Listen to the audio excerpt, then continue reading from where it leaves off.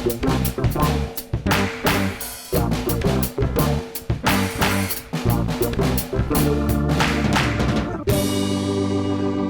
ho, ho! Welcome to Star Wars Spelt Out. I'm your host, Josh Chapman, and today, recording on Christmas, what is this? We don't stop for nothing around here.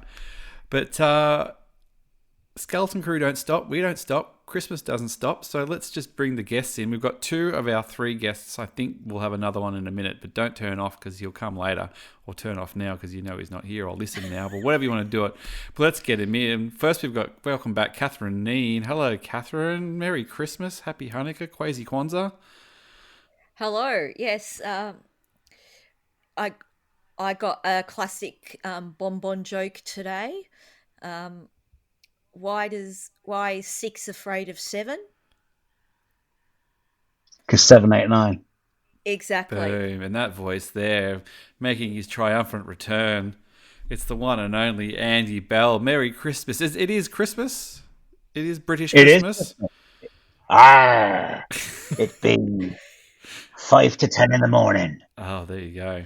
We know you've been up since 6 to get your presents, and oh, dude, it's the downside of having I can't call them children anymore, but having daughters that are in their mid-20s is I'm up at 5 and 6 in the morning, buzzing and ready to go, and they're still fast asleep. Are they out and about Christmas Eve? Pardon? Were they out and about Christmas Eve? No. We had a very, very low key.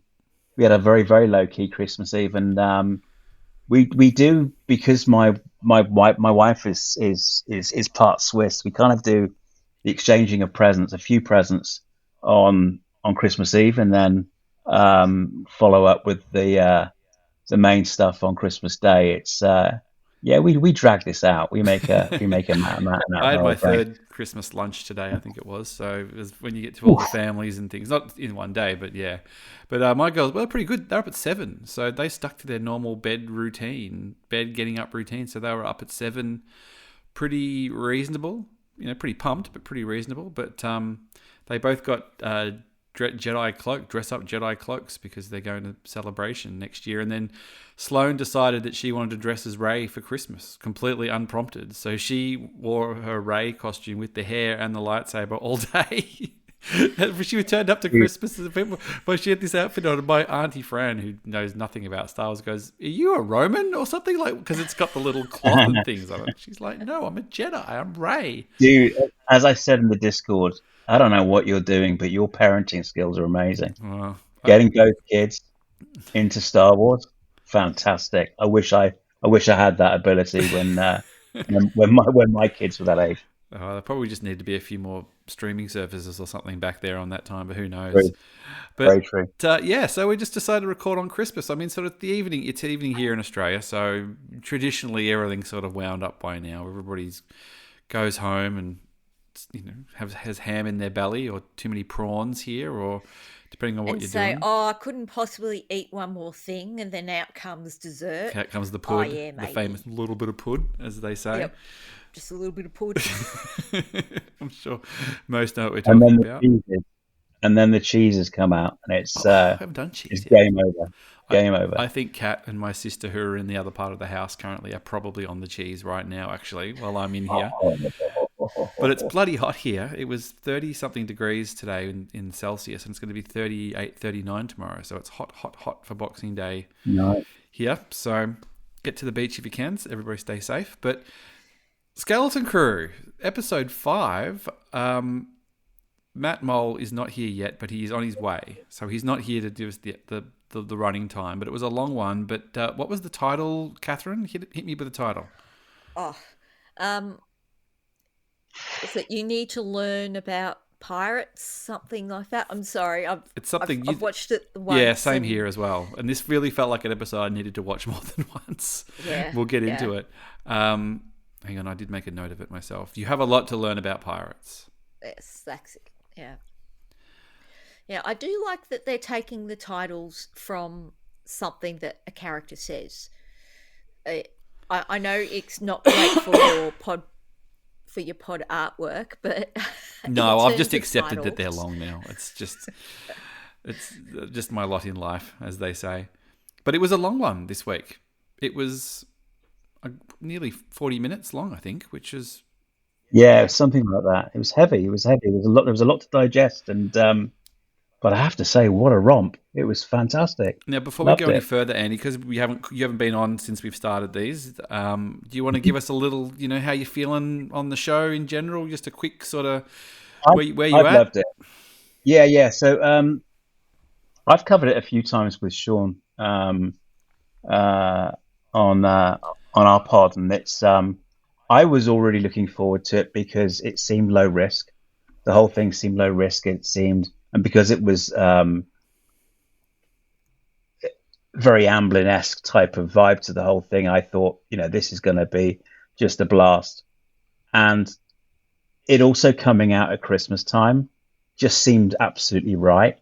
But I have not been disappointed, and some are slower and a little bit more cumbersome than others. But I have not been disappointed with any single episode. The character development, I think, is amazing. I think it's accelerating very, very quickly. I think, like most people, I've fallen in love with Neil, and if there was anyone that I would bring home and adopt if I possibly could, it would be Neil. The guy is amazing, and in my mind, do you remember the way that George Lucas always said that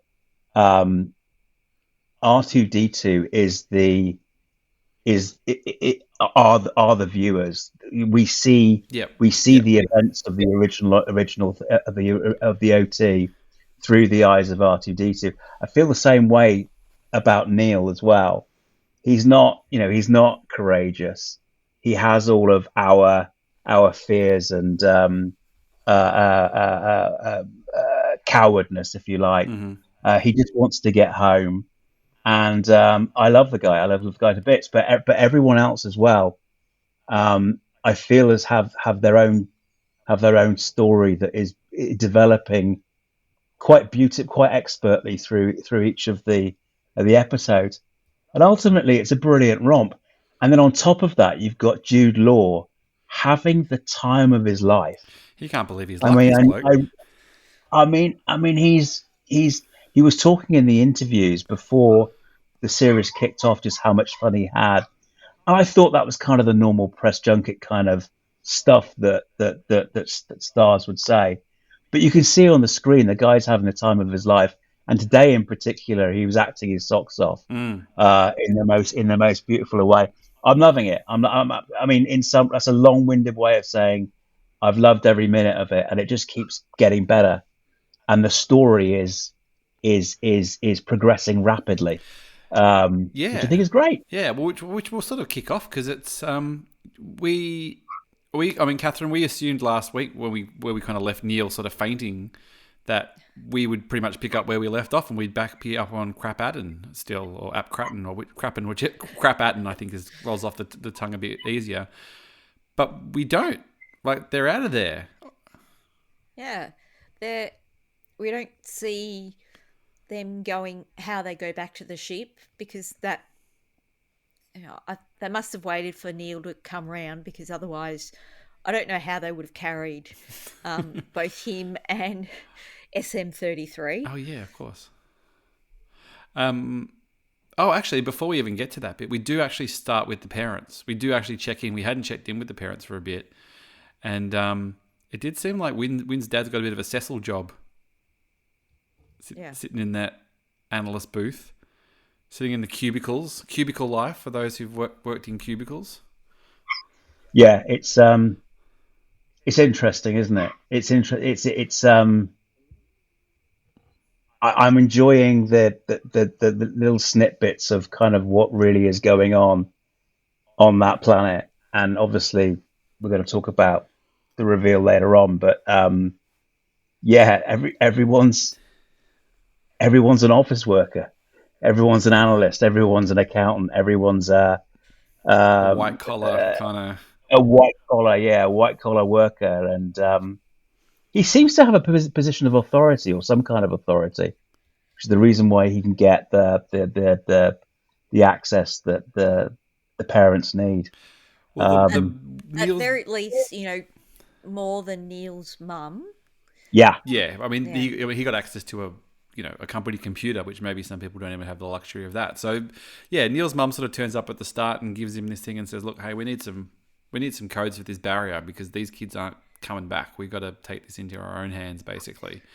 That was a USB drive. I I love just it. gave him some shady Timu looking like she just got it on Timu or something. Like he's ordered an external hard drive and it's turned up in 10 different bits.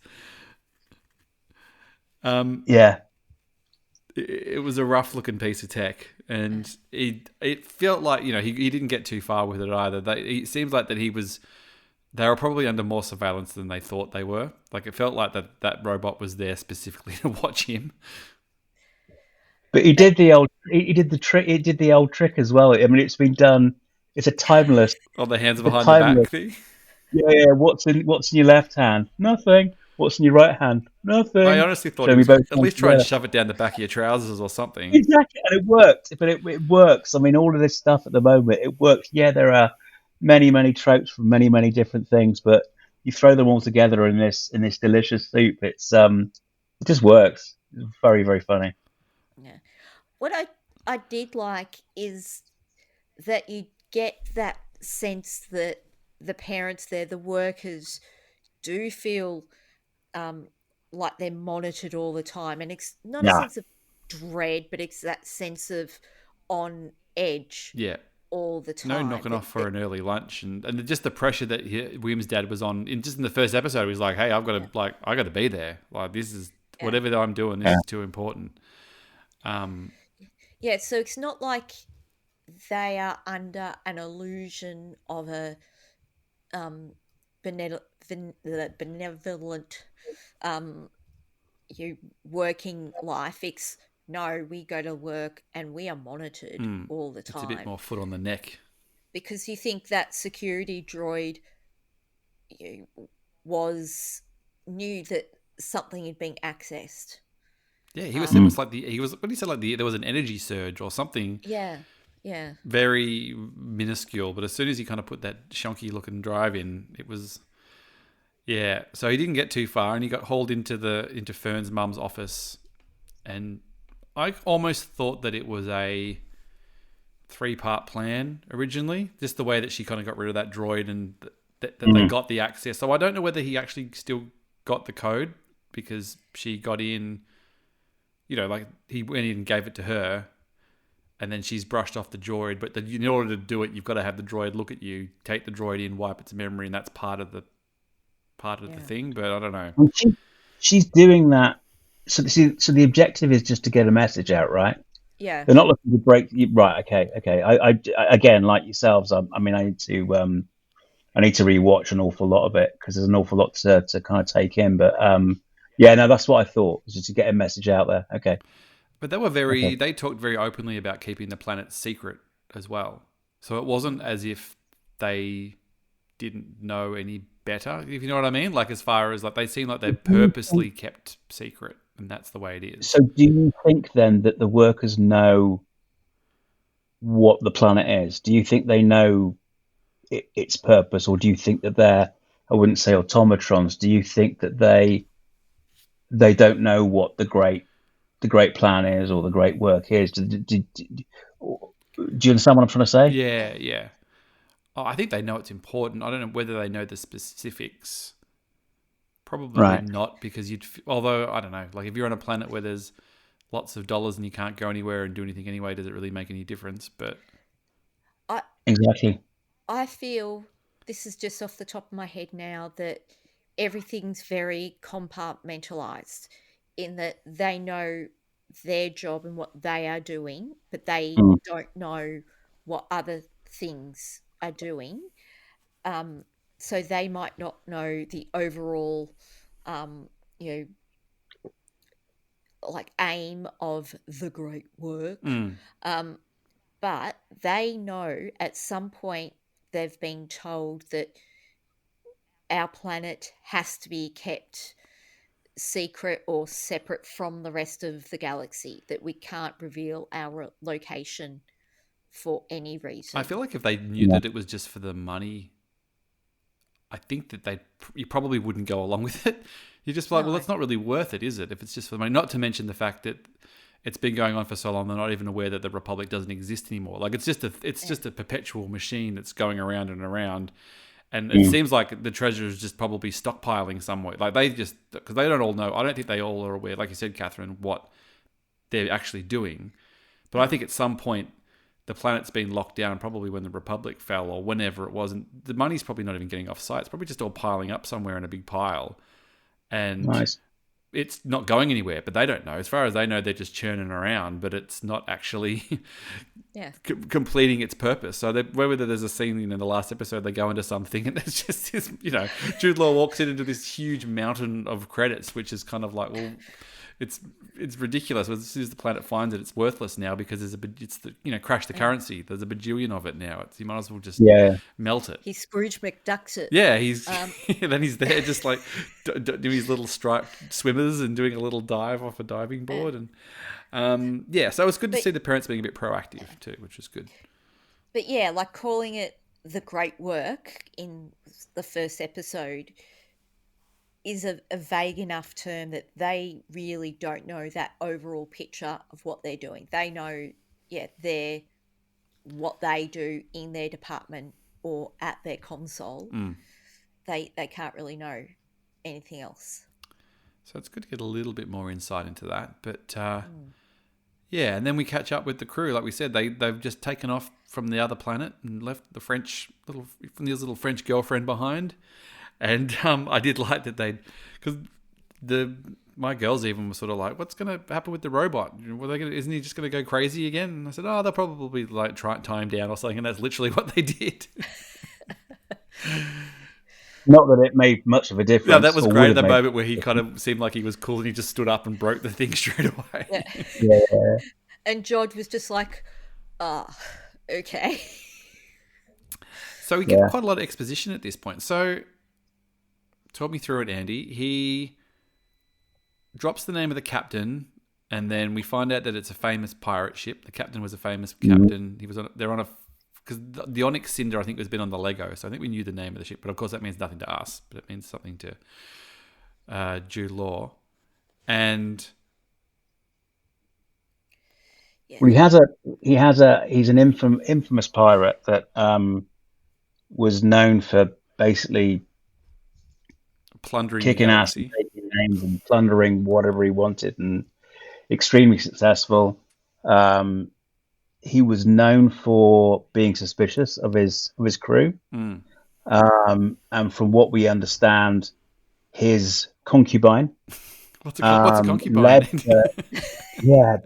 Honestly, those little. It's great. It feels like it's written by someone that would write by for The Simpsons, where you've got this main story of a very child-centric, a romping adventure that's meant to be focused on the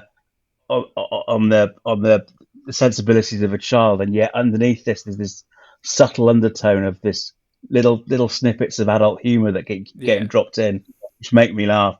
Anyway, so essentially his concubine led the rebellion against him, and at that point I don't know whether did he crash the ship? Yeah, it seems like he purposely crashed the ship. He basically scuttled the ship, didn't he? So that essentially, if he couldn't win, no one was going to win, and then thereby made it very, very difficult for anyone to find the planet. But we don't know. Oh, sorry, Catherine, you say? The coordinates. Yeah. That's right. Sorry, yes, coordinates. What we don't know is what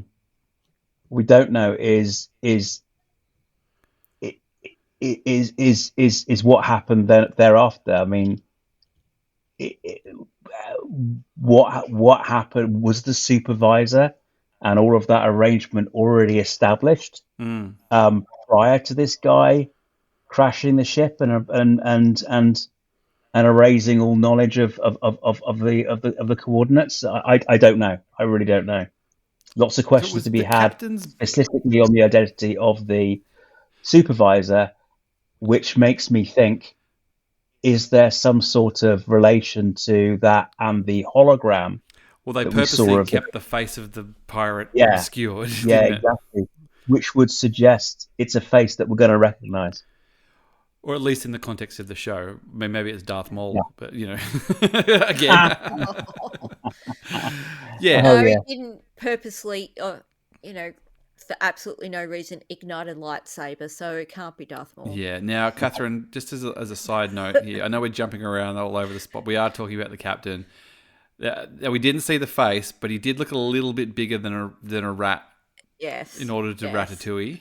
But it could have been it could have been zoomed in. Like, it's like we all thought Snoke was 10 stories tall, and he wasn't. So, And, like the Wizard of Oz, we thought was, this big giant. He was just a man behind the curtain. So it could be a rat behind the curtain. You never know. But do you want to hear my wild, very yeah, wrong absolutely. theory Let's this week? roll. Yeah, hit me. It's going to be one of Neil's ancestors. It's going to be a Neil. So he's going to inherit the planet. He's the heir. He's the Yep. heir of the fortune. So the very last scene of the last episode is basically Neil sitting on a golden throne, surrounded by his money. Amazing.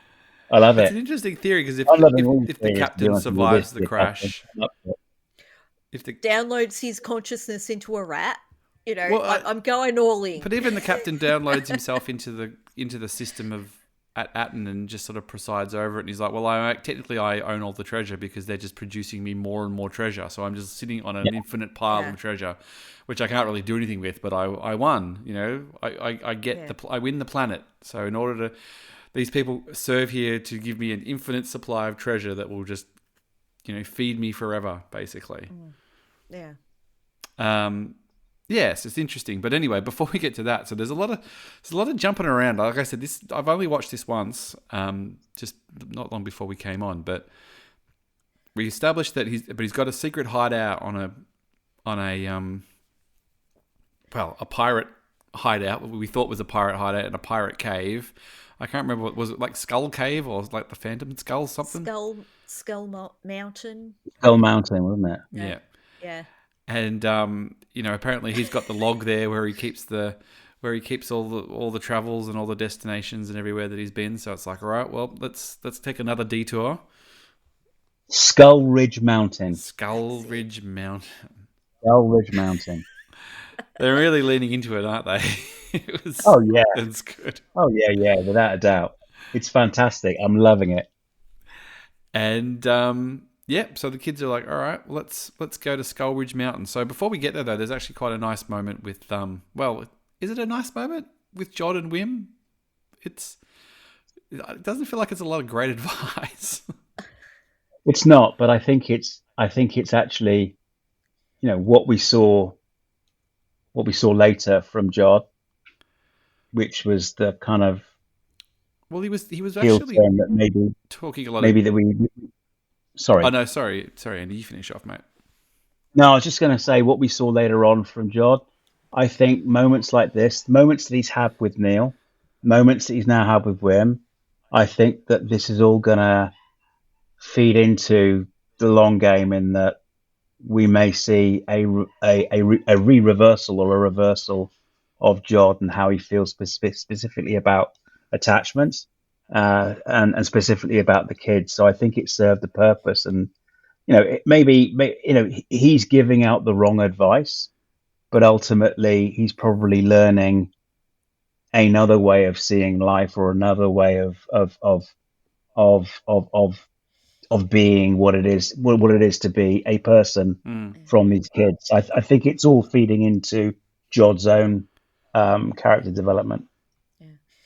Like he's giving out the wrong advice, but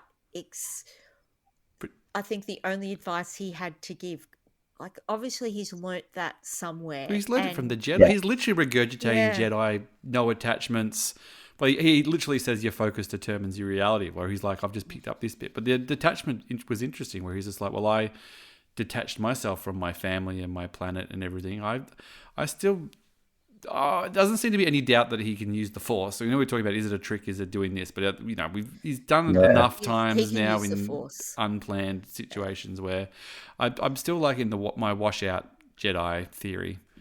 I think you're on the money there, because he's spouted enough, Jedi-isms or close to Jedi-isms that if he wasn't a Jedi washout, he at the very least, read up on a lot of the Jedi. Yeah. He's got the rules, teachings. but never really learnt the lessons. Yeah, but I think you're right in that Jedi washout. I'm guessing he's also the right age. He's also the right age whereby he would have been quite young during Order 66 and probably could have been manipulated by the propaganda at the time that the Emperor and his cronies would have been dealing out. I don't know. I don't even think he I think he might have. I mean, who knows? We won't know yet. But I kind of think that he was in the program for a bit and didn't have the right moral standing, or for whatever reason wasn't quite, and was shipped off. Out before. Yeah, I think he was probably out before and saw it all happen and was like, well, stuff those guys. They kicked me out anyway. I'll just keep up with the skills a little bit enough to make myself a living on the down low on the pirate side of life. And then probably now that the Empire's gone, I can sort of flaunt my powers a little bit more, because it doesn't, you're not going to get phoned in anymore. But there was a few times where he just sort of randomly used the Force on something. So it doesn't seem to be any sort of. He does get. He was like, oh, you're a Jedi. I thought you said you weren't a Jedi, and he kind of just doesn't answer the question and walks off. But there is a mention of Wim's mum as well, but we never. I was kind of thought they'd go into that a bit more, but we didn't really. And his dad was still wearing his wedding ring, I noticed as well, when he was at the keyboard. Yeah. So it makes me feel like they're maybe recently not around. Yeah, I think that more implies that she's passed rather than a breakup or anything. Yeah, we kind of thought maybe she asked too many questions and got they put her somewhere where she couldn't ask too many questions, but who knows? But yeah, it was good to get a little bit more Wim this episode. He sort of fell down the pecking order a little bit, considering he was the one who kicked it all off. Yeah. And then, he was our POV character in the first episode or so. Yeah. And then we go to space Switzerland, or where are we going? It's almost like Iceland a little bit, actually. As someone who's been to Reykjavik, but it's like the Pirate Ridge, Skull Pirate Ridge Island has just become a luxury spa. Which again, I think is hilarious. Have you it's seen? Absolutely hilarious that the droid that SM-33 is kind of building this place up to be this mysterious, exciting, adventurous place where hidden treasures are buried, and it's now turned into a resort. It's fantastic. To me, it reminded me of if you've seen, is it on Her Majesty's Secret Service? There's that big, in the mountains of Switzerland, like a chateau, a lair, a big lair up there. It was wild. Oh, Telly Savalas, where Blofeld's lair is. Yeah, I know what you mean. Yeah. I know what you mean. Yeah. Yeah, it's very cool. It was wild. It felt like it was almost like space Qatar. I don't know if you've ever been to the Qatar or Abu Dhabi or anywhere like that. Even passing through the airport and thing, and just the greeters at the thing and the way they were dressed and it was just sort of money comes to burn, basically. And it just never in a million years I would have thought that this is where this episode was heading.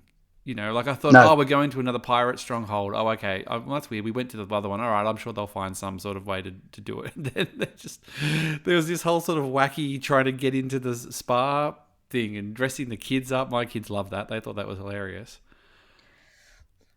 Oh, the fake beard that Wim had. Yeah. The wise elders or whatever they were supposed to be. Yeah.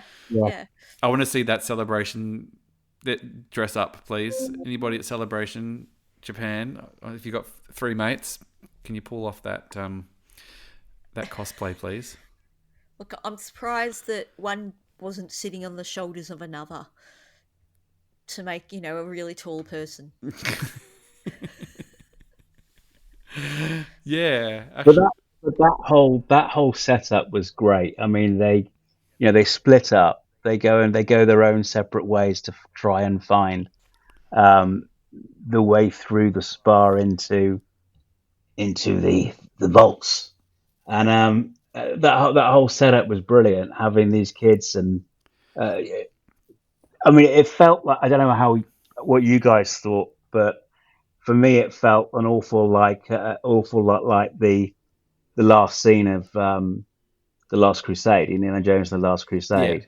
Yeah. They're thinking about that there are clues, booby traps, into how to deal with particular booby traps or obstacles.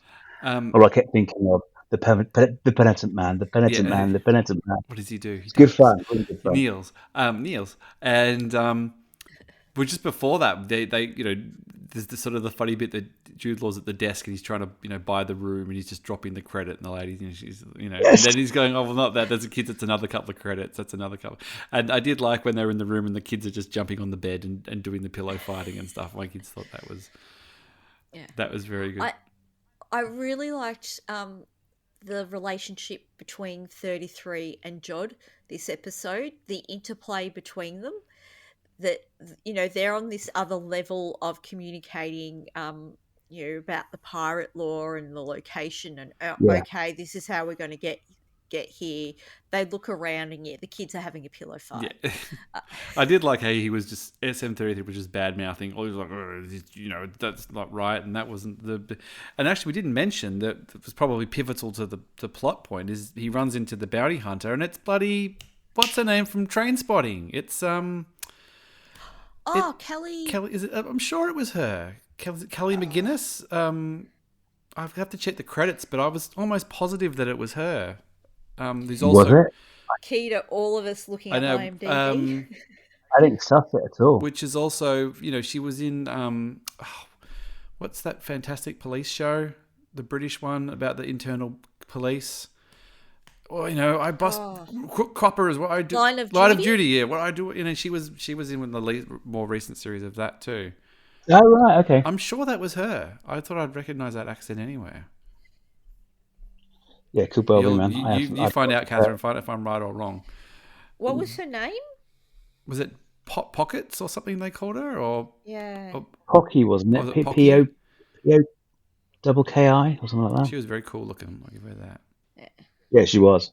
But she sort of turns up and has another name for. It's almost, she calls him Dash. It wasn't Dash Rendar. I was like, oh, imagine if she'd called him Dash Rendar. Yeah, nearly. Can you imagine getting every single name drop? You've already had Crimson Jack. Let's have a Dash Rendar in there as well. That would be. It feels like that's what they wanted to do, and they just had to slightly pull back a little bit on that one. And yeah. IMDb hasn't been updated yet, so maybe. If Mold comes on, he's the credits man. Yeah, but I'm almost positive, but I don't. Obviously, we're halfway through recording a podcast. I'm not going to open up the episode and dig through. I am going to try and watch it again tonight if I get time. But so she essentially goes, "Oh, hello, you person who screwed me over the last time we were here. This seems very suspicious that you're here with a bunch of kids that some pirates are looking for." And that works quite well because it basically gives it a race against time. Then Jod realizes that these pirates are going to be on his butt sooner rather than later, and it sort of ups the stakes. And then, like you said before, Andy, they kind of split up and go through the spa. Now there was a bit there where KB says that she can't go somewhere. A little moment. She was a bit hesitant because she didn't want to get her stuff wet? Was that? Do you think that's what it was? Well, Fern asked, is it because of the condensation or something like that? Yeah. She doesn't even give an answer, again, though, does she? I think that this is going to serve these little these little clues that we get. I think this is going to serve part of her own character development. There's her parents were concerned about her not her life support, but her life signals from her equipment or her implants, and I think that's gonna an awful lot of that will come out as part of her character journey over time. But yeah, I mean, she was saying, I don't want to go down there because it's icky or whatever term it's gross, whatever term she used. But I think you're right. I think there is something else going on there in terms of her story. So is Kelly MacDonald is the actor's name? It looks like was her, as far as I can tell. Okay, cool. I searched her name and it came, and one of the pre-things was Skeleton Crew, like the pre-searches. So we'll see. I may or may not be wrong. Good actor. Yeah, and then there's a bit of sort of hilarious runaway from the local police kind of stuff, and KB gets the wrench out, which was very... Oh, and there was a hut in the thing too. You know, we were talking about... with Jeremy Allen White being cast. I was like, oh, is this the first time we'll see? Maybe he's just been dropped into this episode. Uh-huh. This is why it leaked, before the films. I wouldn't, because it's all the same timeline. Did you hear that server though? The server said, "Not again." Yeah, he's clearly been eaten before, or at least his mate has. Yeah. It's like he's gone in the mouth. Yeah. Maybe Huts. If you play your cards right, you can get out in one piece. Regurgitated, yeah. Or, if you're lucky. Yeah. But yeah, it was good to see things like that. Little things like that didn't serve the story, but little snippets like that, I think, are genius, absolutely genius. They're throughout this episode, and it's just a lot of fun. Well, Lady name drops the banking clan as well, so I was kind of looking for banking clan. I don't know the aliens' names again. Nemoidians? No, Nemoidians are Trade Federation. Are they Moon? Are they the same species as Plagueis? Oh yeah, they are. I think yeah. The Moon. So I think maybe those again. It might be a check and zoom, or look for the Easter egg videos and things. But yeah. Well, I wondered with them. I mean, maybe it's a little bit too on the nose, but I wondered that what we found, what we find out about the planet eventually, about Atatin, and the fact that the banking clan are there as well. I didn't know whether there's an association, whether this is all going to kind of tie up together in whatever the crescendo of the season is. Again, you don't want to devalue the currency. They would be in their interests to not have a big planet full of money being thrown around. But yeah, so there was a nice moment where they kind of get cornered and KB pulls out a wrench and they're all kind of laughing at her, and then she opens the pipe and all the mud goes all over the car. My girls thought that was very, very amusing. A little bit of some pratfalls and things. We sort of talked about, Catherine, when we did the preview of this, of like, are we going to have some sort of dumb baddies? Home Aloneing. Yeah. No, it seems the pirates are reasonably competent, but there doesn't seem to be a shortage of people to be bumbling around these kids every now and then. Can I just say how competent KB is? She's handled everything well. Like, she's able to sort of do a lot of things, and yet to have that wrench and go, yep, I can use this, get it on there, get out of this. She's pretty awesome. And I think even Jod sort of has a respect for her. Yeah, absolutely. And actually, we probably didn't mention... Well, I guess he doesn't really crack it. We were talking about Jude Law before, early, Andy, and we've talked about his performance where he's sort of walking this line of, being self-centered, but also making the kids not feel like they're in danger. And I suppose that's, as we get towards the end of the episode where it sort of turns and stuff. But that bit where they're in the room and they're jumping on the bed and he's kind of yelling at them to, like, he's just on the edge of it being comedic without kind of losing his rag and being scary, if you know what I mean. Like, he's kind of just keeping it under there, which I guess plays into the moment more later in the episode. Yeah. I mean, it's very much a dad moment. You're trying to get organized. You're trying to get mobilized. You're trying to. make sure that there's a plan there, but everyone plays their part in the plan. He turns around and they're all digging about on the bed, and it's like, I mean, Yeah. who hasn't been in that position where it's like, for God's sakes, we're up against all of this, We're on the and clock, man. yeah, exactly. We've got to be at Christmas lunch at this time, which was basically me this morning. If we don't get out of this house at this time, we're going to miss this, and then we've got to do this drive, and then we've got to get here and get here. Yeah. So they're basically looking for a symbol, which was the pirate captain symbol, somewhere in the spa, and who finds it? I can't remember. Fern finds it. Yeah. Yeah, it was hidden underneath like towels and things. Yeah, I did like 33 just walking around with the towels, just like nothing to see here. Doo-doo-doo.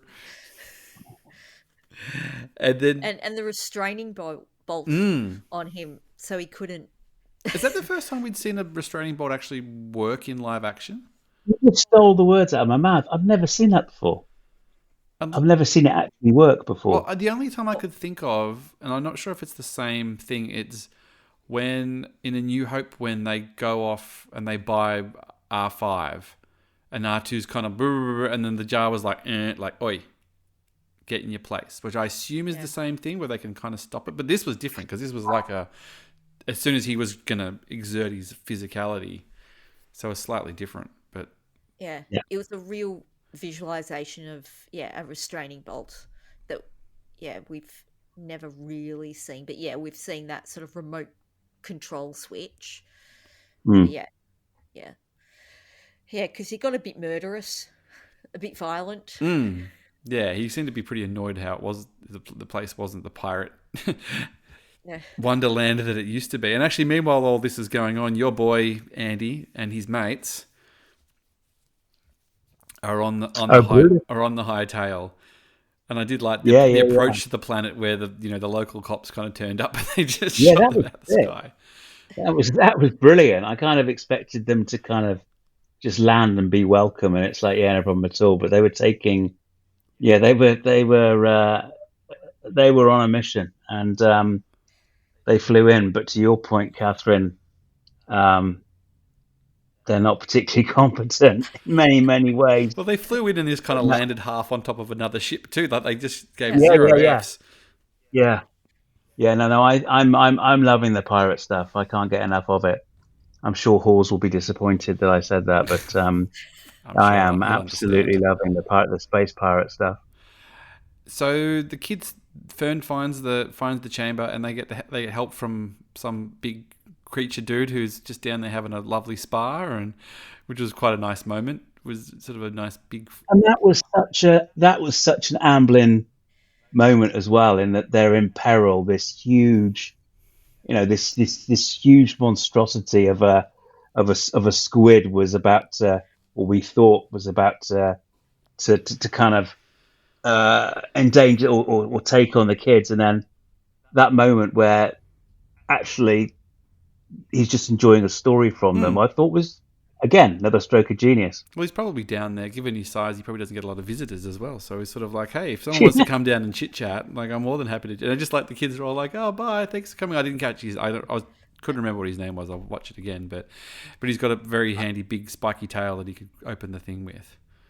I love the walkie-talkies between Wim and Neil, and doing that when the groups were separated, and even when they ended up back down at the cavern when 33 fetched them, they're still on the walkie-talkies. Isn't it? Yeah. It's such a good thing. They're standing right next to each other and they're still on the walkie-talkies. Jedi 1 to Jedi 2. Yeah. And was it the big squid guy who said, I can smell the deceit on Jod, and then Neil sniffs him with his little trunk. They get a few warnings, obviously Pocket or Pocky, whatever her name was, the bounty hunter says, don't trust him off the thing, and then this guy does, and they're obviously single-mindedly just want to get home, so they've come this far. But we get into real kind of Goonies territory once we get into that chamber. It's sort of part Last Crusade, like you said, Andy, and then a bit Goonies, and we're really in the pirate's lair. Terrific. Absolutely terrific. Love that. the whole acid pond. They had to kind of Throw the work that treasure in, out yeah. in order to go down in the center. I loved it. Absolutely But he loved did it. the The fourth laser story. that was All of just above the the kitty hut. lasers, Yeah. the lasers replacing the blades from the original, the spears in the original Raiders of the Lost Ark. The fact that all of the booty itself was actually booby trapped as well. Yeah. Beautiful. Yeah. Loved it. So they get into the big treasure room and yeah, like you would think that that'd be enough for Jod. But maybe that's why they said it was booby trapped, so he wouldn't just be like, well, I've got enough treasure. Like, how much treasure do you really need? Like, surely this is enough. So long, kids, you're on your own. But as we sort of find out, he's a bit greedier than that. But they're sort of looking around for the data point, and what is it? Neil finds it in a piece of roast beef. Is that what it was? Yeah. Yeah. He's looking at all the food. Everything's rotten apart from this piece of food here. Yeah, that was quite clever. And Wim finding a lightsaber. Yeah, that was a cool moment. It was lit up. It was just sort of It was sit a bit- there. I don't know whether I even sort of thought that there would be a lightsaber. I didn't think it was that kind of show, but I suppose that you've got a character who can use the Force. Maybe you would have to see lightsabers, but Well, it's treasure, isn't it? It's at the end of the day, it would have been treasure. well, it looks like a High Again. Republic one, doesn't it? It was sort of quite ornate. With Kyber as well is I'd imagine Kyber itself is both back in the past and now would have been worth a fair bit. So it would have been seen as treasure bet. But yeah, to your point, it looked very, very High Republic, very highly polished.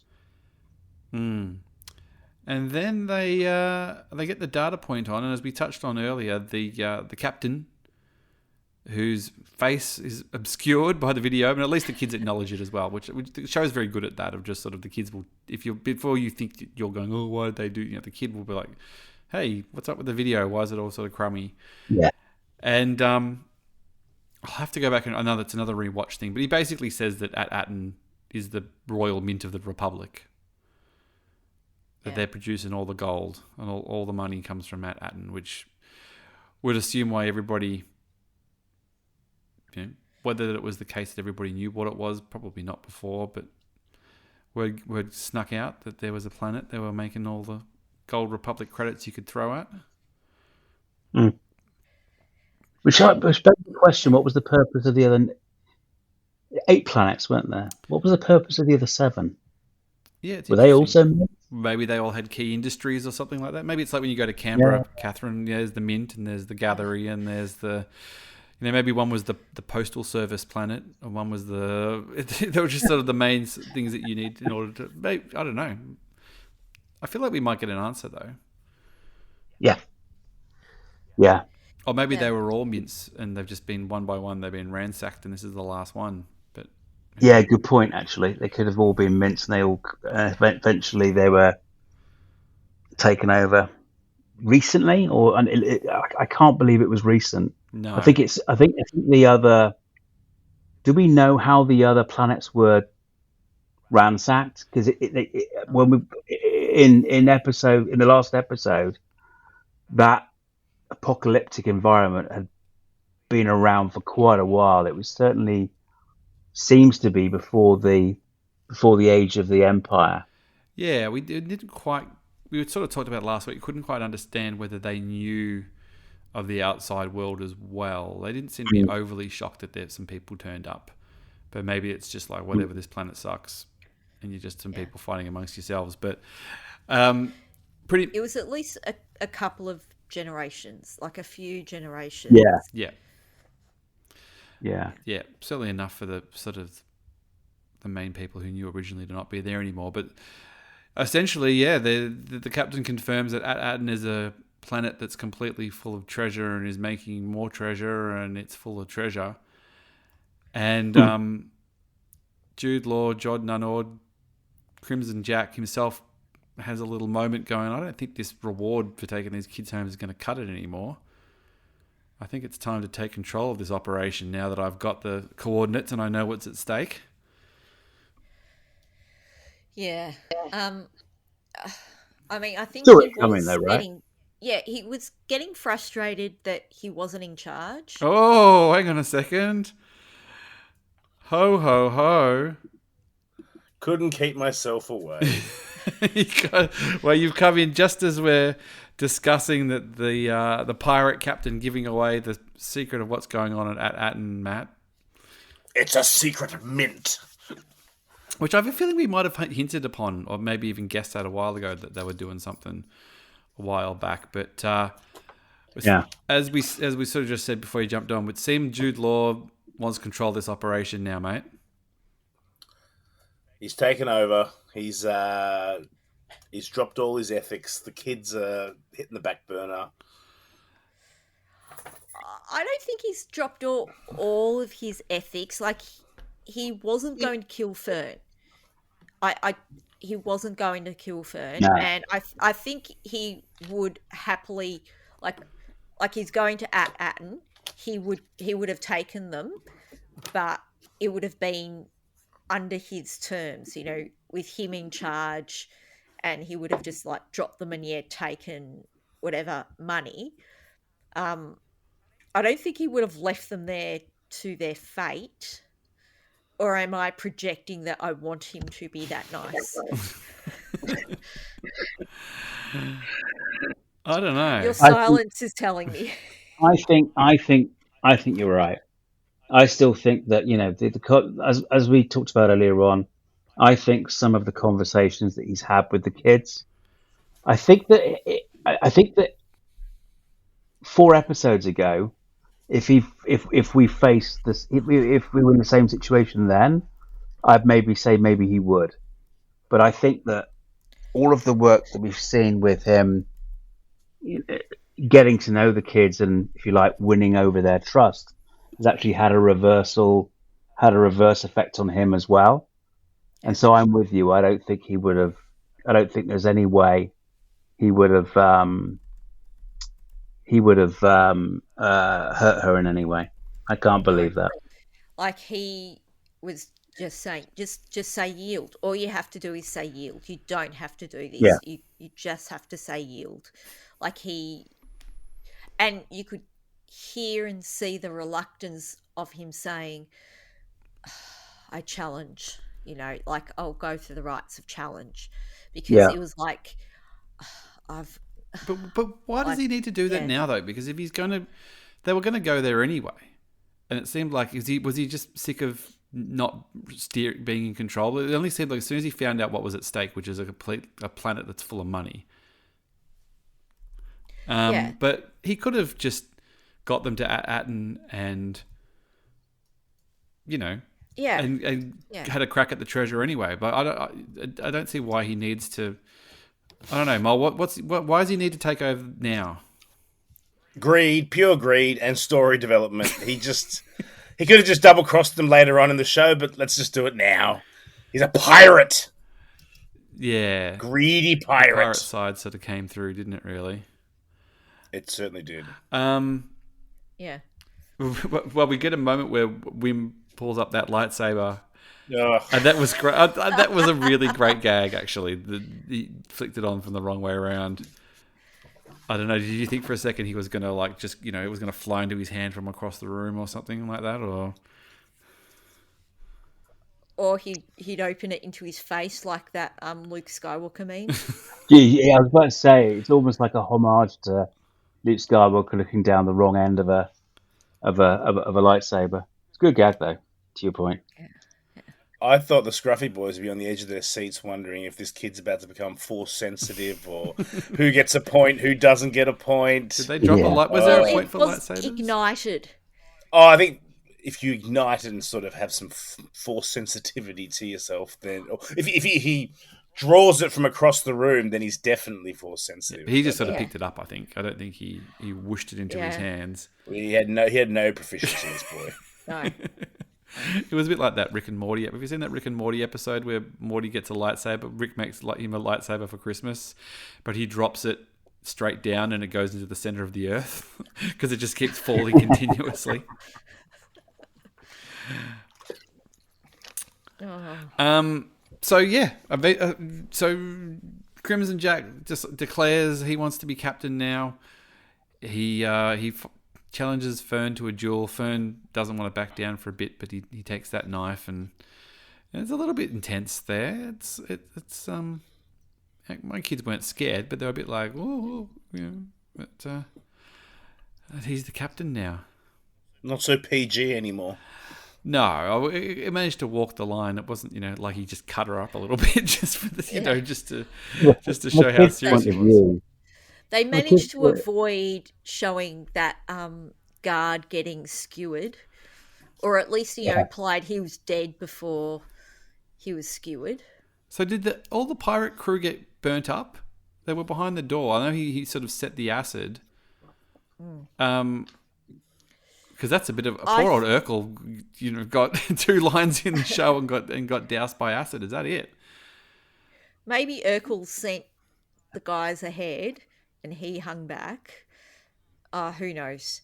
But yeah, Urkel shot the guard, who then got sucked up into the into the kebab. spikes. Yeah. Maybe next episode we'll see him again with even more cyborg implants and stuff. They might actually, they don't get thingied and they catch them and they actually say, well, we know where he's going, blah, blah, blah. KB's recorded she's recorded the coordinates as well, so they can get home, but they need the pirates to take them now, so it's a race to get to Atten. Who knows? I was completely, I had no idea. We've already talked before, Matt, but I assumed that we'd pick up where we left off last week, and it completely went off in another direction to the Spa planet. I didn't have Lanupa on my skeleton crew bingo for this week. Was that a planet at all been mentioned in other? No, that's a new. No, I'm sure it's a play on some word backwards, or Renaud is Donna backwards, and I'm sure there's something. But that did you go on about the hut being one of the twins from? Oh, was it one of the twins? Was it? It's one of the twins. Yeah. No way. Way. It's a Christmas miracle. That's why I'm here. That's why I'm here. He drops in for the last 15 minutes. That is awesome. I knew you'd come with the credit goodness. Honestly, man. Well, they've still got the model, I guess. They've got the CG model. They just plop him in some mud. Anyone remember their names? Yeah. Nice one, Mo. You bring the value. That's brilliant. Short but sweet. So, that's fantastic. Basically, wonder if he ate his sister. Oh no! Before he moved on to the servants. We thought it might have been the Jeremy Allen White hut. That was his first drop in. So, what's happening next week, guys? Oh, well, I love that Neil was the one who... Not Neil, well, Wim was the one who went impulsive, press the stool to get them out of there. Yep. So they've just gone down another tunnel somewhere, probably. Yeah. I think the kids will be captured by the pirates. I think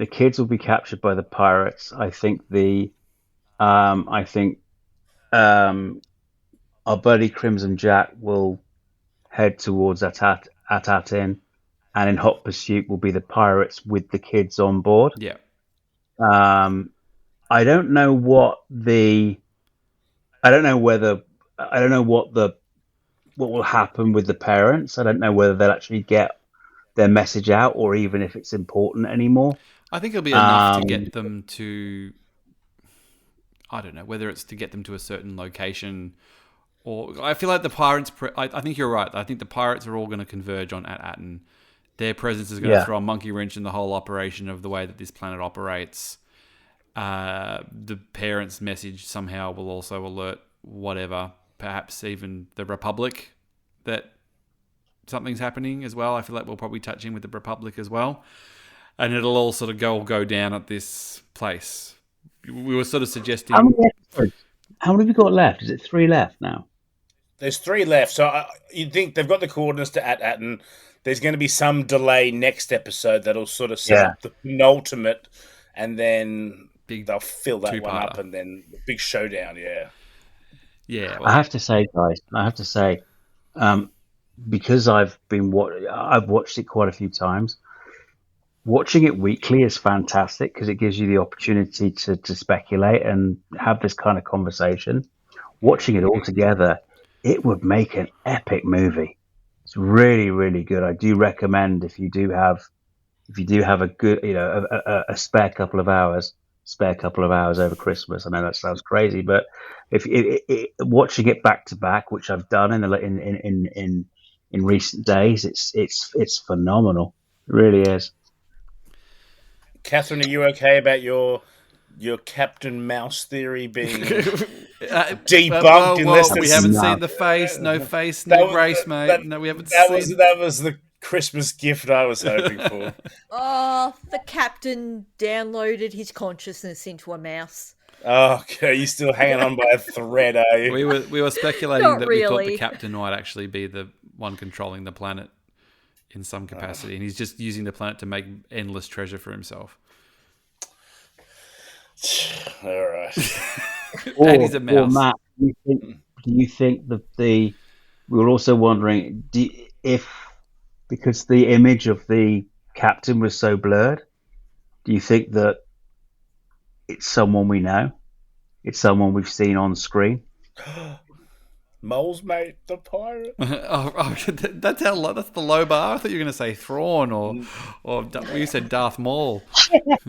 No, it could be one of those Mos Nass disciples. Who knows? Descendants. Yeah. No. Who knows? Who knows? Hello. Yeah. Yeah.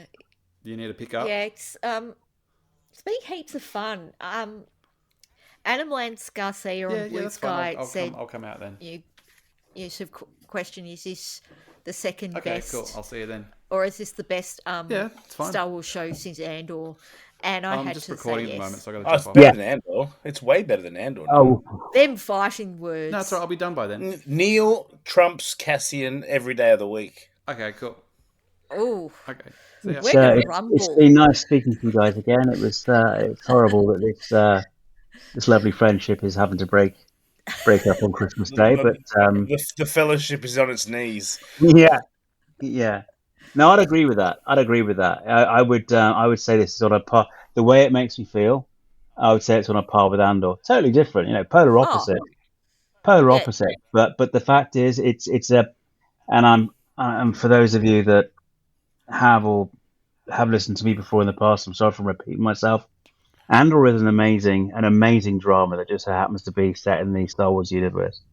For me, Skeleton Crew at the moment is becoming an amazing adventure, an amazing adventure story with kids that just so happens to be set in the Star Wars universe. And it's that kind of good storytelling. It could be anything. I mean, I spoke to Sean last week that there's a lot of Guardians of the Galaxies tropes in this as well. It could be set in any universe. It just so happens that we're lucky and we're spoiled, and it just so happens to be in the Star Wars universe. I'm really enjoying it.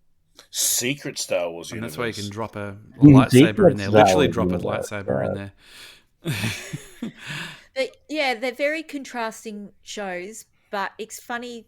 The sort of things that they have in common is that slowly building. Like they say something in episode 2 and it links to what Pays happens off in 4. Yeah, and I can't see it ever needing a massive info dump. Like we had a little info dump today, but let's face it, it was a few sentences. But we get these little bits of information, like the KB stuff is just getting slowly drip fed. We're getting drip fed bits about Jod. We're getting drip fed bits about Ash Ashen. And in that, it again sounds sort of funny, but in this, that's the same type of thing that Andor did, in that it slowly did this sort of drip feeding. Like you're right, it would make a brilliant movie, but also it's built as a TV show in that it has an arc and a continuing story. and I think it is, up there. Two very contrasting shows, but I think up there in terms of quality. My kids still see that Andor card that comes up. Like Sloan again was asking you about. I'm going, I don't think it's going to hold your attention, mate. I just don't think you're quite there. I think we'll do Rebels, or we'll do Bad Batch or something first to hold your attention. Well, there we go. That was a Christmas special right there. It's a Christmas miracle getting three friends on a podcast Christmas night or morning to just take time out to talk about silly Star Wars stuff. But very much appreciated, and if anybody is listening to this on Christmas Day, if you do listen to it, let us know. I can't imagine anybody will. I'm sure they'll push it back. But if you're crazy enough to be listening on Christmas Day, thank you. Anything anybody wants to plug before we send this home? You're back chilling again, Andy? Yeah. Had a short break, but we're back recording again. We're going to be a little bit later this week, but yeah, we're back on the airwaves, which is great because I've missed it a great deal. Excellent. And Catherine and Mol, we'll hear from you guys whenever the pods come out, and you'll always be here anyway. Is there any final Christmas messages you want to send out to the world while we're here? God bless us, everyone. We couldn't go one podcast without mentioning Andor. No, it'll never happen. I have a reputation to uphold here. There's expectations. Great. Well, thank you, everybody. Have a lovely holiday. Have a happy holiday, a Kwasi Kwanzaa, a happy Hanukkah, all that stuff. If you take care of everybody out there, and we'll see you next week. Bye. Take care, guys. Bye. Merry Christmas. Bye. Bye. Okay. What day is it today? The 25th. What does that mean? It's Christmas Day. And who have we got? Slay. I live. And did we just watch the new Skeleton Crew episode on Christmas? Episode 5. And what do we think? This one had a lot of stuff happening. Yeah. At first I thought, oh, weird guys. Good. Oh, no. Is it weird that they went to the spa? Yeah, I'm like, that doesn't sound right. At first I thought it was like, oh, he's a good guy, but it's still a bit weird. Was Jod gone bad? Oh no, he turned bad. So you think he's a real Jedi or not a Jedi? Not a Jedi. He's not acting very Jedi? Yeah. No. No, he actually could be working for Vader in disguise. Oh, no, it's after Vader, this story. No, the Emperor. I think he just cares about treasure. Oh yeah, pretty much. Was it a bit scarier, this one? The kids are in a bit of danger? Yeah, a bit scary, but a bit funny. Who was the best one on this episode, Sloane? I really like the girl with the glasses. You like KB? Yeah. Is it when she made the mud spray on people? Yeah. No. What about you, Magoo? Probably Fern. She was trying to be brave, wasn't she? Yeah. Right, so what's going to happen now? The kids have got away, but they're not the captain anymore. I just have to wait till episode 6. Right, so will we come back next week and report? Yeah! Yeah. Was that good, Sloaney? Yes. Back next time? Yeah. Okay. Bye!